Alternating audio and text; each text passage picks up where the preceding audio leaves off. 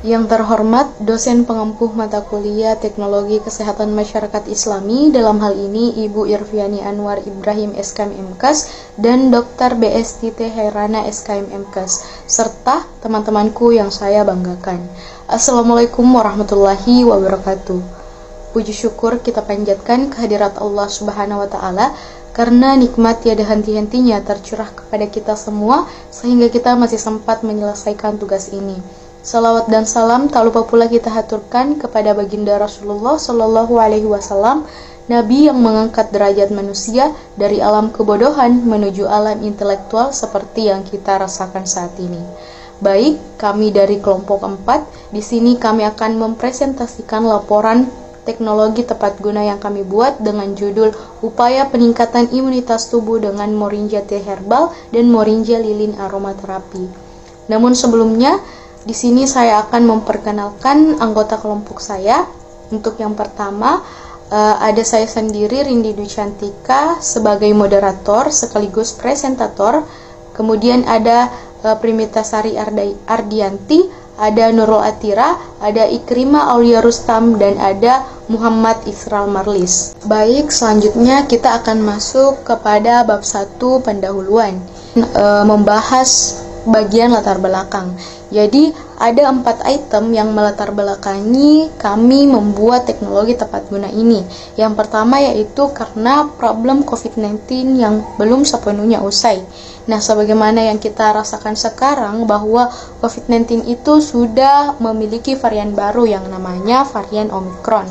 Dan berdasarkan laporan GISAID atau Global Intuitive All Influenza Data, bahwa kasus COVID-19 varian Omicron telah dideteksi di seluruh dunia dengan jumlah total mencapai 1,48 juta kasus, dan Indonesia menempati urutan pertama di Asia Tenggara dengan jumlah total 5.231.923 kasus dihitung sejak pengumuman pandemik pada Maret 2020 hingga Februari 2022. Dan langkah-langkah preventif telah dilakukan, mulai dari menjaga jarak, menerapkan protokol kesehatan, bahkan new normal sudah dilakukan seperti pada item yang kedua.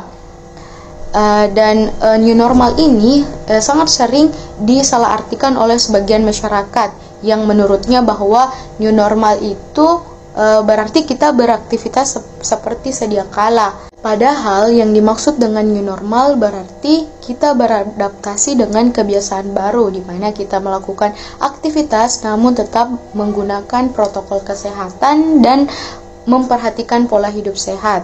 Di sisi lain, meskipun kita menerapkan new normal, tetapi kasus positif selalu meningkat, bahkan lebih meningkat dari sebelumnya. Oleh karena itu, sistem imun sangat penting untuk saat ini, karena sistem imun tubuh seseorang memegang peranan penting terhadap ketahanan seseorang dalam menghadapi penyakit ini.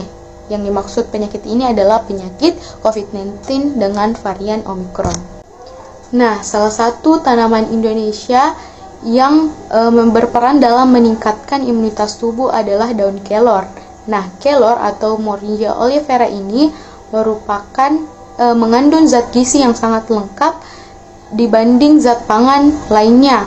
Nah, menurut Amina dalam jurnalnya bahwa kelor ini memiliki kandungan vitamin C 7 kali dari jeruk, vitamin A 4 kali dari wortel, dan kandungan kalsium setara 2 gelas susu, serta kandungan protein 2 kali dari yogurt. Selain itu, daun kelor juga memiliki antioksidan yang tinggi, di mana melebihi antioksida pada stroberi. Dan berdasarkan hasil observasi beberapa warga yang ada di Kelurahan Bonto-Bonto, Kabupaten Goa, bahwa sebagian masyarakat memiliki tanaman daun kelor ini, dan biasanya hanya mengolah daun kelor ini sebagai sayur bening pelengkap nasi saja.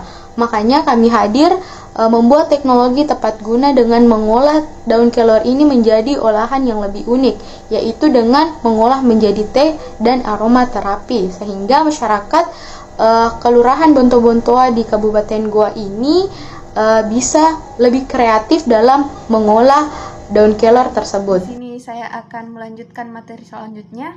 Adapun materi selanjutnya yaitu tujuan. Nah, berdasarkan dari identifikasi masalah di Kelurahan Bonto-Bontoa, terlebih di masa pandemi ini masih banyak kasus COVID-19 dan di Kabupaten Goa itu sendiri juga terdapat banyak tanaman kelor yang bisa dijadikan sebagai aset dalam pembuatan moringa tea herbal dan moringa lilin aromaterapi yang bertujuan agar bisa meningkatkan kekebalan tubuh kita di masa pandemi COVID-19 ini dan disertai dengan lilin aromaterapi yang bisa membuat kita relaksasi sehingga dapat menyenyakkan tidur dan mencegah kita dari insomnia. Oke, next kita masuk di aset. Jadi, aset ini sebenarnya bukanlah sesuatu yang ada begitu saja dan bukanlah kepemilikan atas sesuatu. Lebih tepatnya, aset ini merupakan hak atau klaim yang berhubungan dengan properti baik konkret maupun abstrak. Nah, salah satu tanaman yang melimpah di Kabupaten Goa adalah tanaman kelor, di mana kelor ini adalah tanaman yang bisa tumbuh dengan cepat, berumur panjang, berbunga sepanjang tahun, dan tahan kondisi panas ekstrim. Tanaman ini berasal dari daerah tropis dan subtropis di Asia Selatan. Pada tahun 2020, Kabupaten Goa mengadakan gerakan tanam 10.000 pohon kelor di Kecamatan Palangga, Kabupaten Goa, Provinsi Sulawesi Selatan sebagai upaya pencegahan stunting atau kekerdilan, dan ini memperoleh penghargaan dari Lembaga Prestasi Indonesia Dunia atau LEPRID. Nah, di mana tanaman kelor ini juga dapat dijadikan sebagai makanan, obat, kosmetik, dan industri. Sebagai sumber makanan yang bergizi, daun kelor ini memiliki kandungan vitamin A, B, C, D, protein, dan mineral. Oxford dan kawan-kawan tahun 2014 melaporkan setidaknya terdapat 300 penyakit yang dapat disembuhkan menggunakan suplemen berbahan dasar tanaman kelor. Kemudian diperkuat oleh Gopala Karisnan tahun 2016 yang menyatakan bahwa kandungan nutrisi daun kelor ini berfungsi untuk memenuhi kebutuhan nutrisi dalam tubuh sehingga keseimbangan nutrisi akan terpenuhi dengan mengonsumsi daun kelor. Adapun keluhan penyakit yang dapat diobati dengan tanaman kelor diantaranya gangguan penglihatan, penumpukan lemak pada liver, beri-beri, dermatitis, kulit kering, pendarahan gusi, anemia, osteoporosis, dan mengatasi gangguan pertumbuhan pada anak atau stunting. Bahkan dengan banyaknya manfaat dari tanaman kelor ini, sehingga dijuluki sebagai World Most Valuable Multipurpose Trees, The Miracle Tree, Tree for Life, dan Natural Gold, serta Amazing Tree. Mungkin hanya ini yang sempat saya sampaikan. Untuk materi selanjutnya dilanjutkan oleh rekan saya. Bismillahirrahmanirrahim. Assalamualaikum warahmatullahi wabarakatuh. Perkenalkan, nama saya Primtasari Hardianti dengan NIM 702001-2026. Nah baik, di video kali ini saya akan mempresentasikan mengenai pengolahan aset. Nah, aset yang kami ambil yaitu aset daun kelor atau dengan nama latin Moringa oleifera. Dalam produk yang kami buat berdasarkan aset daun kelor atau Moringa oleifera ini terdapat dua. Yang pertama yaitu Moringa tea herbal dan juga Moringa lilin aromaterapi. Nah baik, yang pertama yaitu Moringa tea herbal. Moringa tea herbal adalah produk teh yang berbahan dasar daun kelor. Di sini saya akan menjelaskan mengenai alat, bahan, serta proses pembuatannya. Yang pertama, bahan yang digunakan dari produk Moringa tea herbal ini yang pertama yaitu daun kelor dan yang kedua madu. Nah, di sini kami memasukkan madu di dalam kemasan teh herbal ini agar bisa mendapatkan cita rasa yang lebih manis ketika produk teh ini diminum. Kemudian alat-alat yang digunakan. Alat-alat yang digunakan yang pertama yaitu kantong teh. Kantong teh yang seperti pada umumnya yang kita gunakan, yang kemudian kita masukkan serbuk dari daun kelor. Yang kedua yaitu wajan. Nah, wajan di sini kita gunakan untuk menyangrai atau proses sangrai dari daun kelor yang sudah dikeringkan. Yang ketiga yaitu spatula untuk pada saat mengaduk daun kelor yang disangrai. Yang keempat yaitu mesin press yang digunakan ketika selesai proses pemasukan serbuk daun kelor ke dalam kantong teh celup. Selanjutnya yaitu sendok dan juga kemasan teh seperti ini yang saya pegang, dan juga kemasan madu, dan wadah untuk penjemuran yang kita gunakan pada saat proses penjemuran dari daun kelor yang sudah kita cuci bersih. Dan yang terakhir yaitu penumbuk teh yang kita gunakan untuk proses penghalusan dari daun kelor tersebut. Nah, selanjutnya yaitu proses pembuatan. Jadi proses pembuatan daun kelor ini yang pertama-tama kita mengambil daun kelor ke pohonnya. Lalu setelah kita mengambil dan mendapatkan daun kelor tersebut, kita mencuci bersih daun kelor tersebut. Setelah daun kelor tersebut sudah bersih, langkah selanjutnya yaitu kita memisahkan antara daun dan batangnya seperti pada video dokumenter nanti. Nah, setelah daun tersebut sudah pisah dari batangnya dan sudah bersih, selanjutnya yaitu proses pengeringan. Nah, daun tersebut disimpan ke dalam wadah yang besar lalu dikeringkan selama berlangsung 1 hari. Setelah proses pengeringan dan kemudian yaitu proses sangrai. Nah, proses sangrai yang dimaksud yaitu proses untuk menggoreng daun kelor tanpa menggunakan minyak. Jadi, daun kelor kita masukkan ke dalam wajan tanpa minyak dengan api yang sedang, kemudian ditunggu sampai 5 menit kurang lebih dan diaduk-aduk. Ketika aroma daun kelor tersebut sudah keluar, maka proses sangrai tersebut sudah selesai. Setelah proses sangrai selesai, maka daun kelor langsung ditumbuk menggunakan penumbuk teh atau penumbuk pada umumnya. Sesudah ditumbuk dan tekstur daun kelor sudah halus, maka proses selanjutnya yaitu proses pengemasan. Jadi daun kelor yang sudah halus tersebut dimasukkan ke dalam wadah teh celup yang teh celup pada biasanya. Kemudian setelah semua daun kelor sudah dibagikan ke masing-masing wadah teh celup, maka akan dilakukan proses press yang kemudian dilakukan proses tersebut untuk daun kelornya tidak keluar dari kemasan wadah teh celup tersebut. Nah, selanjutnya setelah semuanya dipres dan masukkan ke dalam wadah teh celup, maka wadah teh celup tersebut dimasukkan ke dalam wadah plastik seperti ini. Setelah dimasukkan ke wadah plastik seperti ini, maka dimulailah proses labeling. Seperti ini labelingnya. Ini labeling untuk nama depannya beserta slogannya, dan labeling pada bagian belakang ada namanya, komposisi dan cara penyajian serta khasiat dari produk teknologi tepat guna tersebut. Nah, setelah proses labeling, kemudian yaitu proses pembuatan madunya. Jadi madu yang asli yang kita gunakan langsung kita masukkan, atau madu yang jadi yang kita gunakan langsung kita masukkan ke dalam plastik dan kita lakukan proses labeling seperti ini juga. Nah, setelah proses labeling tersebut, kita masukkan ke dalam wadah ini. Nah, jika sudah masuk, maka proses tersebut telah selesai.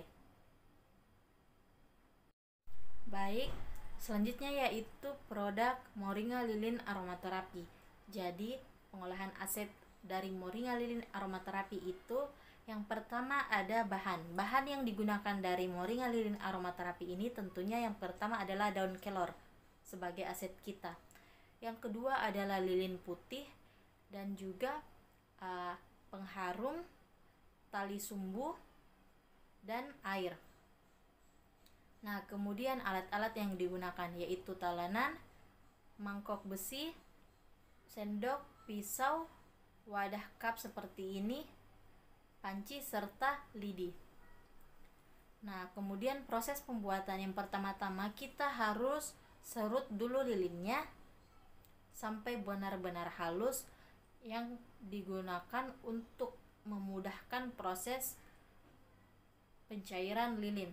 Kemudian kita potong-potong daun kelor seperti ini, daun kelor yang sudah dipotong-potong. Nah, sesudah dipotong-potong, maka kita ambil wadah besi atau mangkok besi, kemudian kita masukkan lilin yang sudah diserut serta daun kelor yang sudah dipotong-potong tadi ke dalam mangkok besi. Nah, ketika sudah dimasukkan, maka panaskan air di dalam panci, lalu kita masukkan mangkok besi tersebut ke atas panci yang berisi air sambil kompornya dinyalakan dengan api yang kecil, dan kita aduk-aduk menggunakan sendok. Nah, kemudian pada saat proses tersebut sudah selesai atau lilinnya sudah mencair dengan bagus, maka kita matikan kompornya, lalu kita ambil pengharum. Kalau di kelompok kami menggunakan pengharum pakaian yaitu merek Downy, yang kita gunakan sedikit pada saat proses cair sudah selesai. Jadi kita masukkan pengharumnya sedikit. Nah, setelah pengharumnya selesai dimasukkan, kita aduk-aduk lagi dan kita masukkan ke wadah cup seperti ini. Kita masukkan ke wadah cup. Nah, sebelum kita masukkan ke wadah cup, kita ambil sumbu lilin yang sudah kita ikat ke dalam tali. Jadi talinya itu akan berdiri dengan sempurna karena ada bantuan dari lidi tersebut. Nah, sesudah talinya berdiri, tali sumbunya berdiri di atas cup ini, lalu kita masukkan cairan lilin tersebut. Terus sesudah kita masukkan, kita aduk-aduk sebentar di dalam wadah. Sesudah kita aduk-aduk di dalam wadah, kita diamkan. Lalu pada saat setengah kering atau pada saat sudah mau membeku atau sudah dingin, kita tambahkan daun-daun kelor yang utuh seperti ini. Kita masukkan sebagai hiasannya agar lebih menarik. Nah, setelah proses tersebut selesai, kita tunggu sampai lilinnya padat. Ketika sudah padat, maka kita buka lidi yang menyangkut pada tali sumbu lilin. Kita buka, lalu lilinnya jadi seperti ini.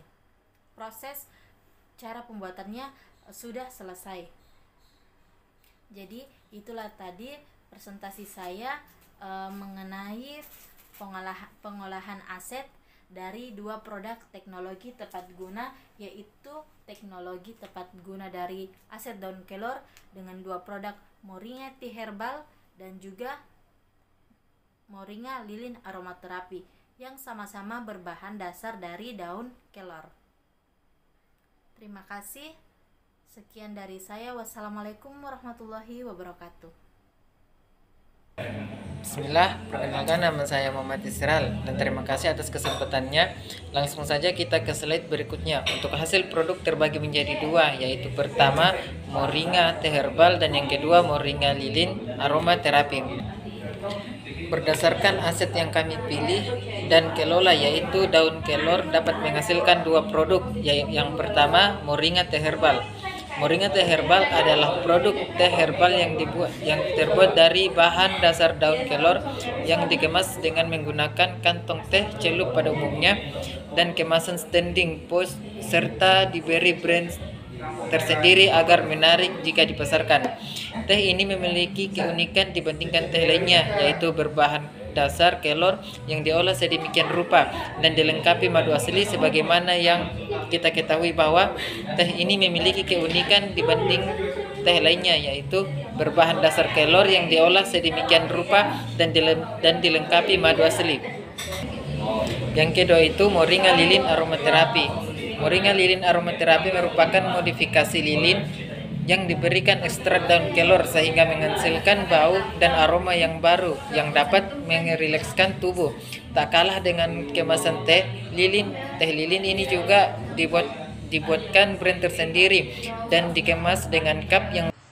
Untuk slide selanjutnya ialah integrasi keislaman. Daun kelor banyak tumbuh di Indonesia. Manfaatnya bahkan tertulis dalam Al-Quran, mulai dari mengendalikan hormon hingga menangkal radikal bebas. Daun kelor merupakan tumbuhan akar tunggal yang mengandung nitrogen yang sangat tinggi dan bermanfaat, menyuburkan tumbuh-tumbuhan di sekitarnya. Daun kelor memiliki struktur yang sangat kecil, sehingga sejak masa lampau pohonnya seringkali ditanam untuk tempat berteduh. Allah Subhanahu wa Ta'ala berfirman dalam surah Al-Fat ayat 29 yang artinya, demikianlah sifat-sifat mereka dalam Taurat dan sifat-sifat mereka dalam Injil, yaitu seperti tanaman yang mengeluarkan tunasnya, Maka tunas itu menjadikan tanaman itu kuat, lalu menjadi besarlah dia dan ditegakkan lurus di atas pepohonan pokoknya. Tanaman ini menyenangkan hati penanam-penanamnya karena Allah ingin menjengkelkan hati orang-orang yang kafir. Terima kasih. Baik, saya Ikrimah Aulia Rustam akan menjelaskan manfaat teh daun kelor dan lilin aromaterapi daun kelor. Yang pertama adalah manfaat teh daun kelor. Yang pertama itu adalah mengeluarkan racun di dalam tubuh. Nah, apabila kita mengonsumsi daun kelor sendiri mengandung antioksidan yang dapat membantu untuk mengeluarkan racun di dalam tubuh. Efek detoksnya bisa membersihkan racun di dalam darah. Yang kedua adalah bisa meredakan kram menstruasi. Nah, daun kelor sendiri mengandung analgesik atau anti nyeri yang dapat meredakan kram saat haid. Yang ketiga yaitu bisa meningkatkan daya tahan tubuh. Nah, daun kelor sendiri ini mengandung vitamin C dan antioksidan yang dapat membantu proses pembentukan sel baru dalam tubuh. Vitamin C-nya juga bisa memicu terjadinya proses pembentukan kolagen sehingga pembentukan sel baru itu lebih cepat. Dan yang keempat adalah memperlambat penuaan. Nah, setelah kita mengonsumsi teh daun kelor ini sendiri, bisa ampasnya tidak perlu untuk langsung dibuang, tetapi bisa dijadikan masker. Nah, maskernya ini bisa untuk mengencangkan kulit sehingga dapat membuat awet muda. Manfaat selanjutnya yaitu bisa meredakan jerawat. Nah, sama tadi kalau tehnya sudah dikonsumsi, ampasnya bisa digunakan sebagai masker karena ini memiliki efek yang dingin sehingga bisa meredakan jerawat-jerawat yang meradang. Kemudian masuk kepada manfaat lilin aromaterapi. Nah, yang pertama adalah untuk relaksasi. Kadang-kadang kalau pulang dari kerja atau belajar, stres, cemas, kalau misalnya dipakai ini lilin aromaterapi bisa bantu untuk redakan stres tak. Yang kedua adalah bisa membantu untuk mempermudah tidur. Nah, kalau misalnya stres cemas pasti kadang-kadang susah tidur, insomnia sehingga lilin aromaterapi ini bisa bantu untuk lebih bantu untuk tidur nyenyak. Baik, selanjutnya adalah kesimpulan. Nah, alhamdulillah dalam kegiatan ini semua anggota kelompok berpartisipasi dalam kegiatan pembuatan produk dan pembuatan laporan. Besar harapan kami bahwa adanya produk ini bisa membantu untuk meningkatkan daya tahan tubuh masyarakat di masa pandemi ini. Dan kami berharap pembuatan produk ini tidak sampai di sini, tetapi bisa terus dikembangkan sehingga bisa menjadi tambahan biaya sampingan untuk diproduksikan bagi masyarakat, khususnya masyarakat Bontobentoa, Kabupaten Bontobentoa, Goa. Baik, sekian dari saya kembalikan kepada moderator. Baik, itulah tadi presentasi dari kelompok kami. Adapun terakhir sebagai penutup, ada quotes yang mungkin bisa memotivasi kita semua. Ada quotes yang mengatakan bahwa masa depan adalah milik mereka yang menyiapkan hari ini. Baik, I think that's all. Thank you very much for nice attention. Assalamualaikum warahmatullahi wabarakatuh.